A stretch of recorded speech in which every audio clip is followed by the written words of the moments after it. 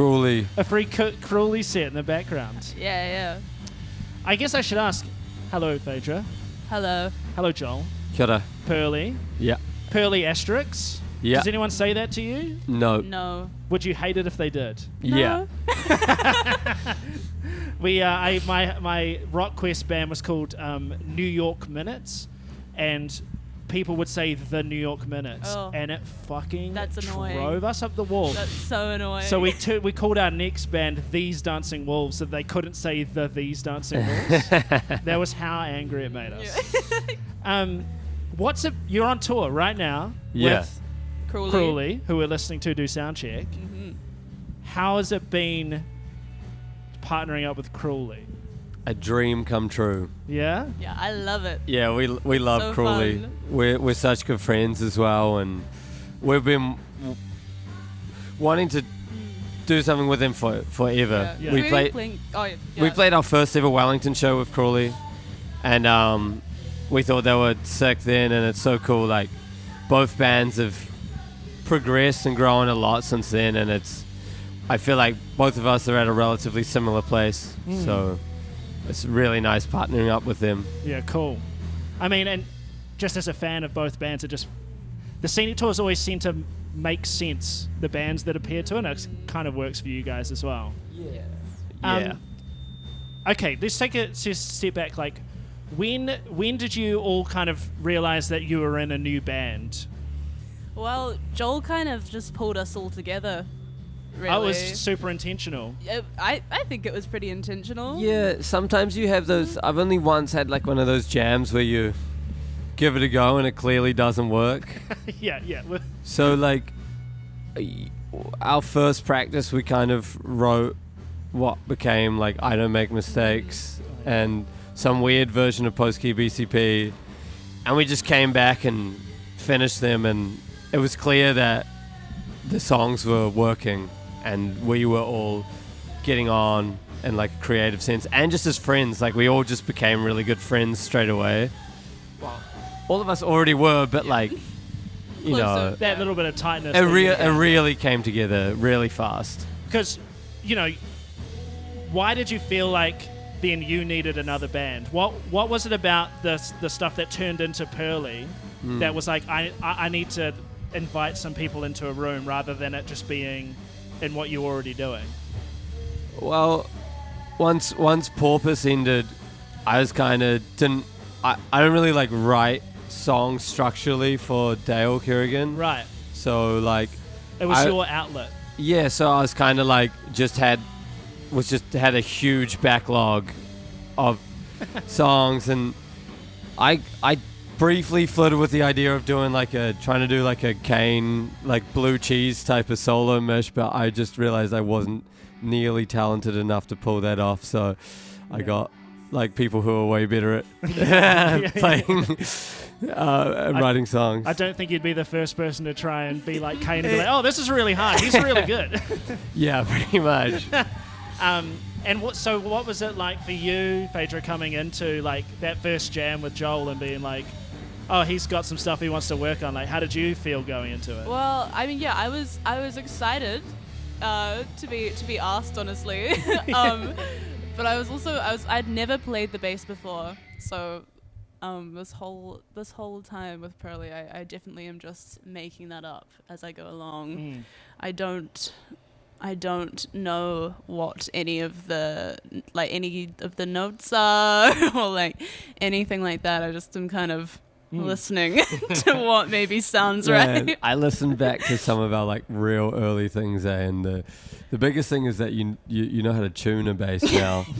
Like some of those early practices, it's oh my god, I can. Yep. But, I definitely, in that first practice, I think I just played the same same thing for both songs that we tried to play. I think. Yeah. Pretty killer at bass now, though. I'm a lot better now. I feel like just more confident with that now as well. Yeah. What were you playing before? I was in one other band before Pearly, and I played guitar. And yeah, that was fun, but yeah, I feel like honestly, I don't know if my talents actually lie in the actual like the playing of instruments. Like, I feel like for everything I can only get so far. Like, I haven't improved at guitar since I was about 14. I think I can still get better at bass, though. You have improved at bass. Like, I have improved at bass, but that's because I didn't know anything when I started. And I think I could, bro. I could get, I think I will improve more though with bass. I remember picking up the bass. It's like my auntie's bass. Hey, we've done all You should right. use it. Bro. I know. And honestly, I feel like the bass just seems a lot better to me than playing guitar anyway. Like, I like it a lot more. Oh, it's so much more fun. It's so much more fun, and it's just like, I don't know. I definitely think I prefer it now to trying to play guitar. Yeah, I started as a bassist and then got stuck on guitar, and I'm like, I think in my mind, I'm always just trying to get back to that. Yeah. Yeah. As much as I can. Okay, cool. So, and you, for me, from the outside of Pearly, compared relatively to maybe other bands in Dunedin throughout the times, you guys have been relatively active in getting outside of Dunedin. Like, I've seen you come up here and play a couple of shows in Christchurch. Like you said, you've gone and played in Wellington before. With Crawley, you were at Junk. Like, is that just because, for whatever reason, people are like, oh, Pearly are great, I'm going to ask them to do a whole bunch of stuff? Or is it you guys kind of being like, are we trying to push it from your end? Well, right from the get-go, like with that Crawley show in Wellington, like that was our third ever show. Wow. So like I knew that straight away. I just wanted to get on it. Like I didn't want to like fuck around. I just wanted to like from Dale, I'd like had enough experience and had made some sorts of connections that I was just like, guys, let's just go. I think Dale was playing Great Sounds Great at the time, so I was just like, look, me and Josh are going to be up there anyway. I'll organize us a show and you guys come along. And then, like, we recorded an EP straight away. And then right from there, I knew that we would have to do an EP tour. Like, and that was something we wanted to do. So we just did a tour straight away as well. And I think it's just good to do. It's, like, good practice. It, like, means you don't get, like, I don't know, too comfortable. You always, like, playing in front of people you don't really know as much. And it forces you to get better at playing and be maybe more charismatic and play better shows, playing out of town more. Yeah, you've also got to problem solve, because it's not like when you're playing on home turf all the time, it is kind of on easy mode. Whereas, okay, now you go. Can you do it when you've done a travel? You've woken up on someone's couch. You're not sure where your pedals are from the night before. Like, yeah, it's also just so fun. Like, it's so much fun. Yeah, and just like meeting people. You know, like that's part of the whole band thing is like just meeting really cool people and, you know, making those friendships and playing with bands that you like. Have you felt like you've clicked with a certain city's audience more than others in terms of the music that you're putting out or scenes? Like, obviously everyone everywhere is into it, but like, have you felt like the music that you're making clicks with any of the cities? Funnily enough, like Christchurch has been really receptive, and like, you know, this is like the first scenic tour that's like, you know, that Christchurch has kind of been one of the better selling kind of 4 weeks in advance kind of thing, and we've put lots of effort into Christchurch though, especially to be honest. this year. Yeah, like I think this is our fourth trip this year to Christchurch. Because did you do Twine? We did Twine, and we did Voom, and we did Port Noise. Yeah. I mean, that's great. I mean, it is only a 5-hour drive, but it is mad. Like, very few Christchurch bands make it down to Dunedin. Yeah, very few Dunedin bands make it up here as well. Why do you think that is? It's a fucker of a drive. Yeah, but people do Auckland to Wellington all the time. That's the thing that gets me. It's like they'll drive those maniacs. Oh man, but like hours. Auckland's Auckland and Christchurch is Christchurch. Yeah, okay, you know? fair enough. Yeah, that's absolutely fair enough. And how I last saw you at Twine. I didn't see you at Port Noise, but I saw you at Junk as well. How was your Junk experience? It was super fun. Yeah. The lineup was just so good, and I really enjoyed honestly playing pretty like at 8:30 because it meant we got to play and then just watch all the other bands for the rest of the night and not have to worry like, oh my god, we have to play soon. Yeah, that was good. And like in that public bar slot that you guys were in, it was cool. Super sick as well. Yeah. I think we were like one of the only times it was only one band playing. Is what I heard in a review. Was it your review? Maybe. A few people Nah, wrote maybe it reviews. was Probably wasn't my one. Maybe it was a musician one. Yeah. But, yeah. I didn't know that at the time, but yeah. Like I heard it was packed all the way out the door and around the corner, so I was totally. stoked. And because more people arrived late as well, like there was some like for Dropper, I was like, I can't get in. Can't get into public bar, which kind of sucks for me. I was like, I won't get this on the outside. They sound great, but for like you guys, and I got to be like right up the front, which was fucking sick. Because it is cool to be on a big stage like Double Whammy, but for me, there's something more, I don't know, natural being in a kind of a bar like public bar and being like right in with bands. Yeah. It feels sick. I like playing like I like playing on like, you know, a stage or something, but I also just like playing on at the same level as the audience. So like it's good. Either way is fun. You got to be able to make either way work. Yeah. You know, because like I think the weekend before we had done Voom and we were up on this big stage and that Josh was really on that fun. On a riser. yeah, which he did not like. And then it's like so fun, like learning how to make that work and then being on the floor in front of a bunch of people and like having the show translate to that as well. It felt to me like Junk was a bit of like a coalescing of a certain, I would say, guitar-ish sound. That's I think I would definitely put you guys in the middle, and like Cruelly as well. Like, how do you make sense of that scene? Like, what do you think it is that kind of ties all these bands together that you're a part of?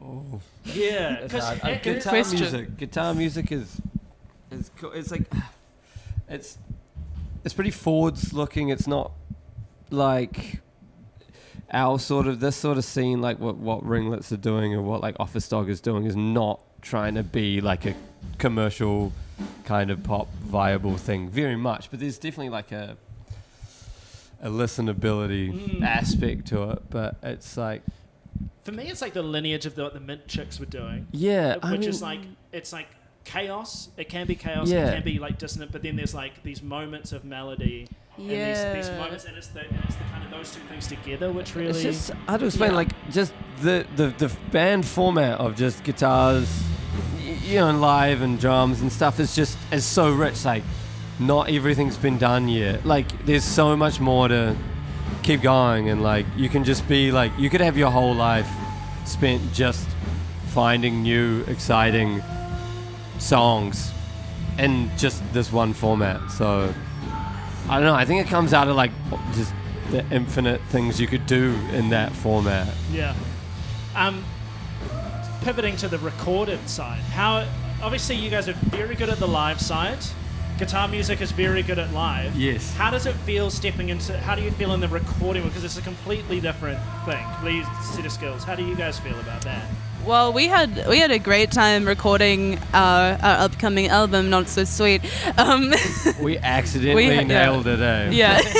I mean, but in saying that, there were these two songs which kind of went, like, one of them we could play so easily live, like, we thought it was going to be so easy to record, and then it was super hard to record, and then we had the exact opposite with this other song where it was like super easy to record, but we'd never play it live at the moment because it's so hard. Definitely two different things. Yeah. Did you find like going through that process made you excited about doing more of it in the future? Yes. Definitely. We've already been. Yeah. We've already kind of trying to start album 2. Yeah, but we were lucky enough to work with Nick Rowan, and obviously Nick Rowan's just kind of the best. He's such a legend. How did you get linked in with him? He hit up Dale Kerrigan on Bandcamp, and I ignored it actually for a bit, but then Francesca Griffin came in to work and was handing out flyers for the studio, and I talked to her because I recognized the name and was like, oh, this guy's legit. And he's like, yeah, like, you don't know the Skeptics, you don't know this. And I was like, oh my God, yeah, okay, cool. Like, kind of did a bit of research. I organized to go in and see the studio, and I was like, oh yeah, no, this guy's the shit.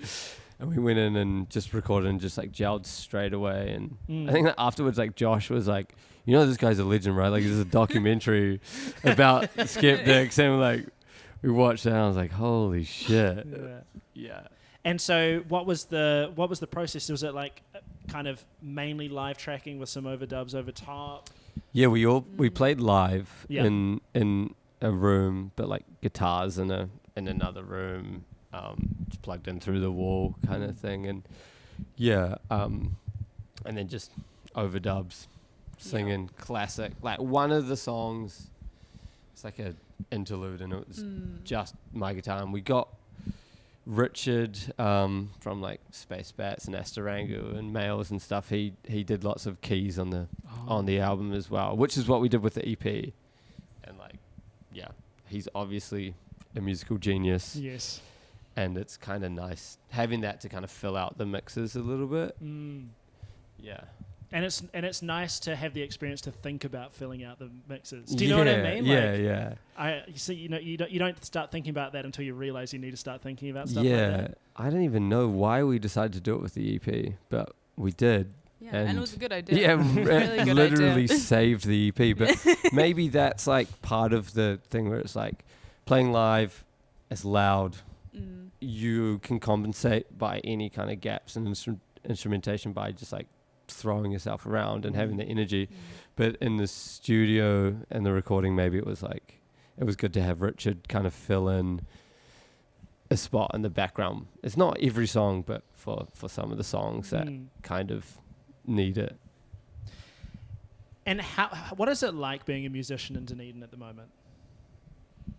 I think it's pretty fun at the moment. Yeah, it's pretty all good. I mean, I think Dunedin's a very special place for music. Yeah. And yeah, I don't know. I love playing there. Well, we are lucky because we have a place to practice, and I know a lot of people don't have a place to practice, and so I think we kind of take that for granted. I was talking to some kids earlier. You just desperately want a place. But that goes for like, I know Crawley practice at their house right now as well. Like that's just a theme for New Zealand music. It's just there's nowhere to practice. For bands. Yeah, it's tough. Yeah, that has been, I probably started talking to musicians 2019 officially. I mean, I talked to them before, but I mean on microphones, and I think it's been a constant. From then, the main theme has been mainly like inaccessibility of physical spaces because it's the rents are increasing, but also it's like harder to get in over the line to actually like get into a place, or for them to be like, yeah, we'll let a band come in and practice. I know there's some bands here that practice in like storage containers and stuff like that, which is like one solution, but it's difficult because it requires someone to take a whole lot of responsibility, and everyone else is generally happy to be like, yeah, cool, thanks, but it's usually just one person doing it. It's so tough. Yeah, I don't know if anything would have got off the ground if we didn't really have a place to practice. Yeah. Like it would be such a nightmare. Yeah, it would be great if we could have some more arts and infrastructure. And Oh my spaces. God, yeah, just somewhere that was made for bands to practice. And you can you rent it out. I don't even care how much. Yeah, like people will pay. People will pay. Like people are willing to invest in themselves. Is something I've learned from even talking to younger kids. Like they're like willing to even like pay for spaces, and we pay for space. But like there's just not even that option. Last question before you guys get to go sound check. The aesthetics of the band. Where does that come from, and how did that kind of arrive? Like sonically or like visually? Visually. Like the kind of album artwork, the T-shirt kind of artwork, all that kind of thing. Like it's just a rip off of the Killers. Cool. Like is that something you guys think and care about quite a lot? That like I just slave away at that forever and ever and just beat myself up until it's just like it's honestly a nightmare. And if you saw the folder on my computer that was called Pearly, scroll down and down and down like forever. Like, and I mean I've seen these guys like ideas for the album covers and single covers. Like I don't know, I started doing that like a year ago. Yeah. And it was like completely different to what it ended up being. But like, I don't know, like before I started doing music, I mostly did art, and I always considered myself like that for ages. So like, it was really exciting when I started doing music and got to start doing album covers and stuff. But I just slave away at it until it's perfect. But you don't have that kind of torturous thing when you're with the music side of it? No, I do. Oh, okay. Yeah, definitely. That's just part of me. Like I just like punish myself. And a favorite song, like personal favorite on the record? I'm gonna say Alice Isn't Dead. Maybe just right now. Cool. Opposition City. Thank you so much for your time. Thank you. Cheers.